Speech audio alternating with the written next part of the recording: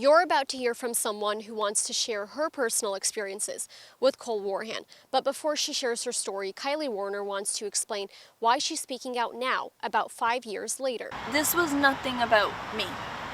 You know, I really could care less about myself. I just wanted my information known to help Brooke and to help the girls that are in court. Kylie Warner, who goes by Kai, says in 2021 she dated and lived with Warhan in Rhode Island. Everybody thought that we were a perfect couple, but you know, in reality, people don't know what's going on behind the scenes. She says those 5 months they spent together got progressively more violent. She says he would mix mental health medications and alcohol, then blame his behavior on an alter ego he created. I'd say maybe halfway into the relationship is when he started getting physical. She says he started slapping her and would test her by abusing her for a reaction. One day she says he put his hands around her throat.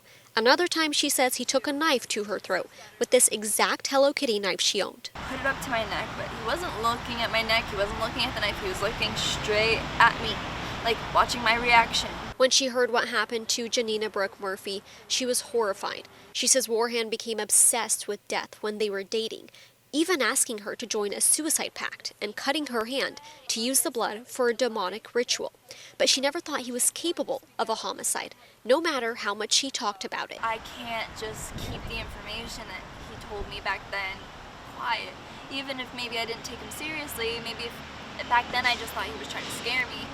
Now that information is very important. That's why she called the police to make a report this week. Investigators told her the statute of limitations in Rhode Island ran out for her case, but she wants to get her story out there to establish that Warhan's death obsession goes back years. Currently, there's several other domestic violence cases against Warhan open in Connecticut court, but none of them have been litigated yet. If I can help people, you know, come out and tell their own story, or, you know, have the courage to fight against their abuser, that's what I'd like.